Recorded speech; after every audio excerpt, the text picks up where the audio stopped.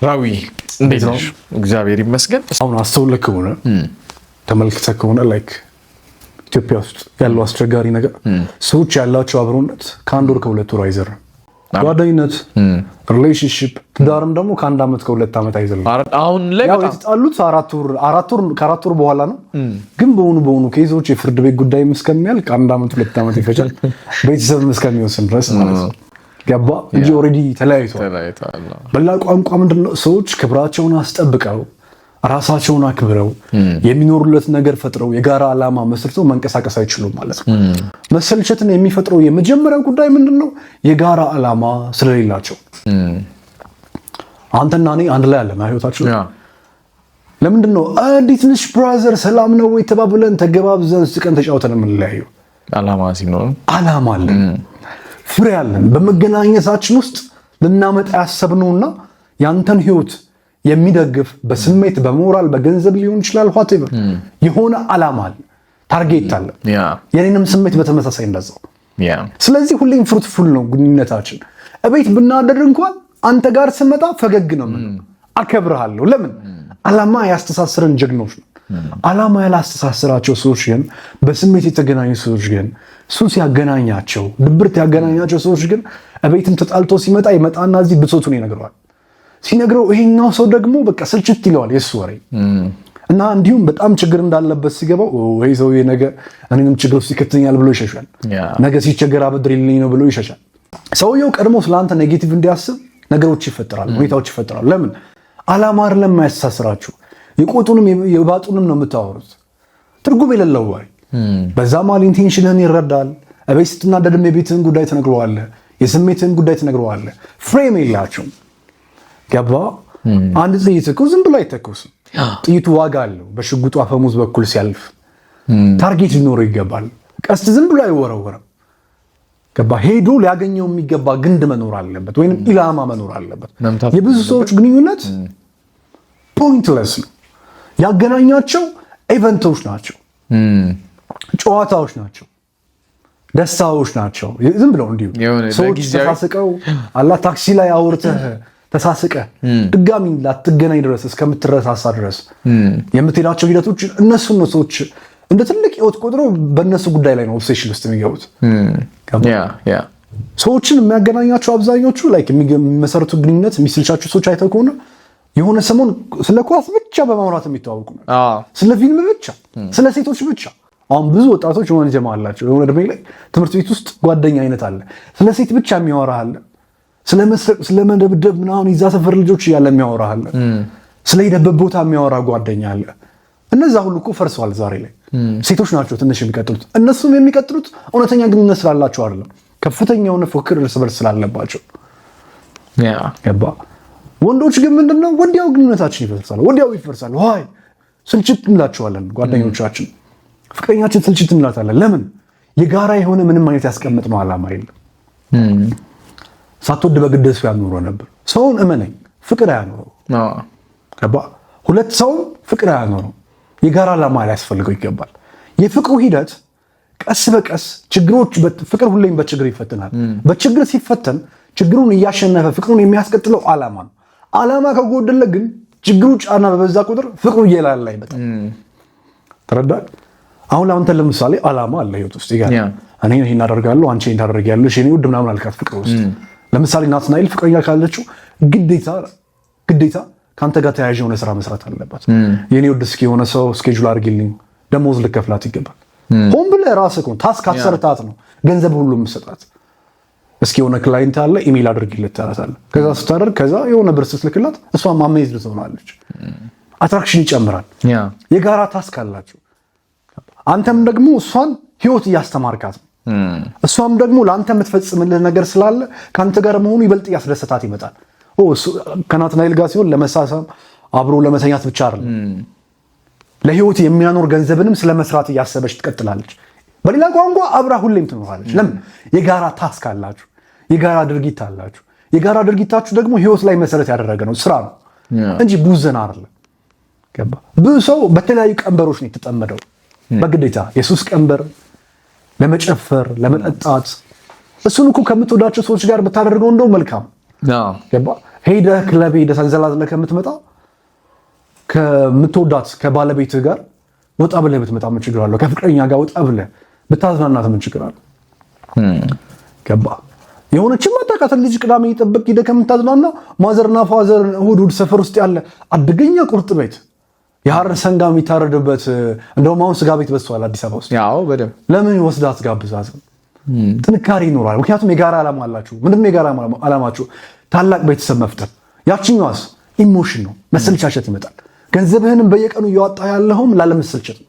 ገንዘብ ግን ከመሰልቸት አያተርፍም። ልንገርህ፣ እንደውም ሰዎችን ጥቅመኛ ያደርግብሃል።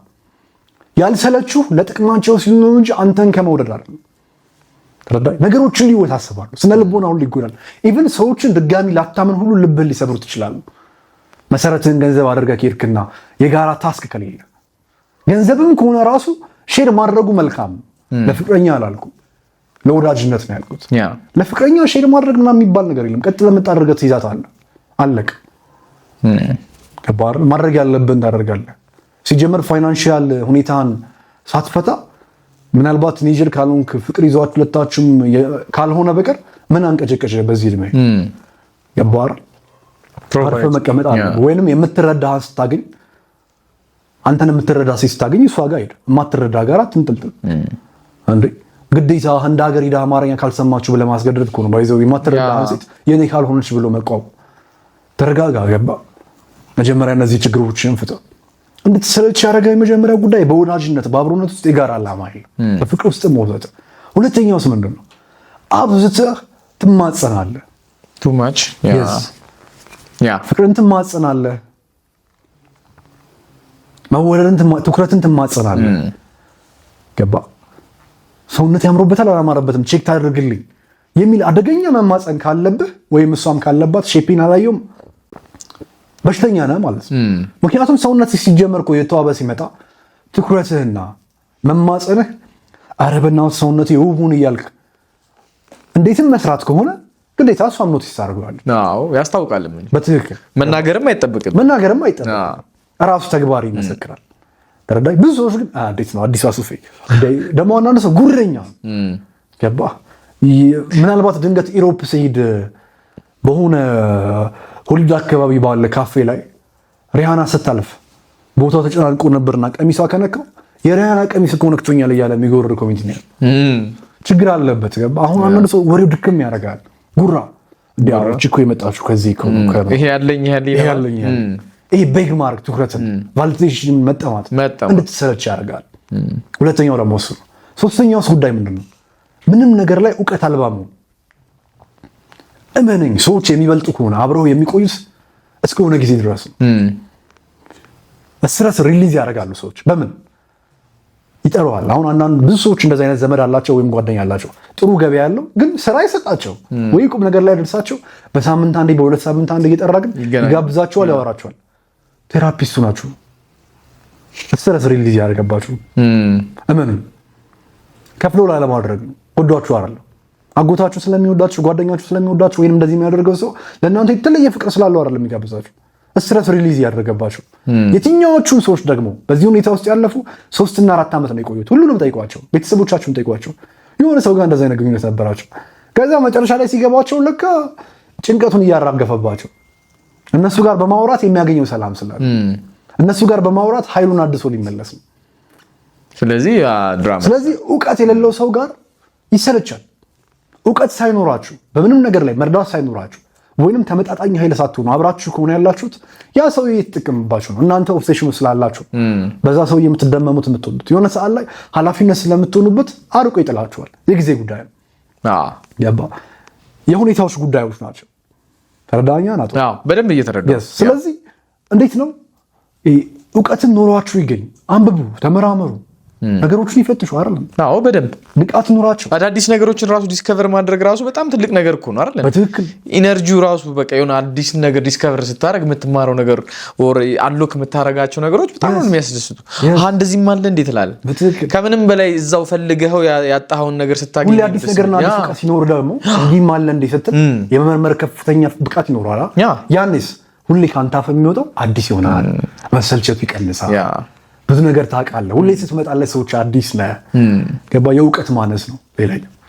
አራተኛው ጉዳይና ትልቁ ጉዳይ ደግሞ ምንድነው የሆነ በቃ ቫይብን የማስለመድ ኢነርጂን ገባ ወይ ራዊል መጣውን ስለዛ ሊያወራኝ ነው ከባል ከታወቅ እንደሱ ከባል አንድ ሰው በቃ ኢነርጂው ታውቃለህ እሱ ድክመት ኢነርጂና እንዳይታወቅ ምን ላድርግ አለባበስም መቀየር አለበት ወሬዎችን በየጊዜው ሁለገብ መሆን መቻል አለበት ከባር ይሁን አንድ የተለመደ ወጥ የሆነ ነገር እንዴ የምትለው ባህሪ አንድ ቀን እሺ በል አብሮ ያለንም ሰው ማክበር መልካም ገባር ያ ተረለ ባይመችም እኮ እናት ጣራ ጽዳ ስትል አንዳንዴ የተጀናጀንከም ለክረምት ሲመጣ ጌም እየተጫወክ ወይንም የሆነ ቃቀብለኝ ወይንም ናሱቅ ስትል እናት ስለሆነች እየተነጫነጭክም ድረስ ትመጣለህ ልክ እንደዛ ጓደኞች ስለሆኑ ፍቅረኛ ስለሆነች ያስለመርካት ሁሌ ኖ ካለ እንኳን አንድ ቀን የስ ብላ አስደንግጣት እሱማ ይሄ እንደዚህ እኮ ነው የሚለው ትላለች በተለይ ጓደኝነት ላይ ደግሞ ይበቀለዋል በዚህ ጉዳይ አሁን አንዳንድ ሴቶች ምን ያጋጥማቸዋል ሴት ልጅ በጣም ጨዋና መልካም እግዚአብሔርን የምትፈራ ስትሆን ጓደኞቿ ግን የጠፉና ብልሹ ሲሆኑ የሆነ ቀን ላይ ሆን ብለው ማለት ነው ቆንጆ የሆነ ፕሮግራም አዘጋጅተው ይሄዳሉ ከዛ ምን እንደሚለው ተቀለመተው አይ አንቺ እኮ እንደዚህ ነገር አትወጂም ብለን ይላል ለምን ወደ እነሱ ዝቅጠትና ውድቀት እሷም እንድትሳብ ስለሚፈልጉ አሁን ብዙ ሴቶች በዚህ ነገር ይፈተናሉ በወረደሚያቸው ላይ በዙሪያዬም በጣም ብዙ ሴቶች አሉ እንደዚህ ያጋጥሟቸው እንዳሰሚ ምናምን ያልኩ ያስተካከልኩት እነሱም ያስተካክሉኝ የነበሩ ህይወቴ ላይ ባቅማቸው ያስረዱኝ የነበሩ ልክ እንደዚህ ሊጠቀሙበት ስለሚችሉ የሆነ ቀላ የሆነ ችግር ውስጥ ይገቡ እንትን በሆነ መንገድ የሆነ እድል ስትመጣላ እነሱ ላጣርግ ይወስዱና ወይ አንተ እኮ ስለማትወደን ይሏል የታወቀ ክብረኛ ስለሚኖር ነው የታወቀ ቫይብ ስለሚኖር በባህሪ ክብረኛ ልትሆን ትችላለህ ግን ችግር አለብን በፋይናንሻል የሆነ የሥራ እድል መጣ ወዲያው ሄደው እነሱ ፍስፍስ አድርገው እኔ ለምን አልነገራችሁ ነው ወይ አንተ እኮ እንደዚህ ነገር መስራት ስለማትወድ ነው ይሏል ሙድ ይዙባል እንደዛም እንዳያጋጥምህም ጥሩ ነው ማለት ነው አንዳንዴ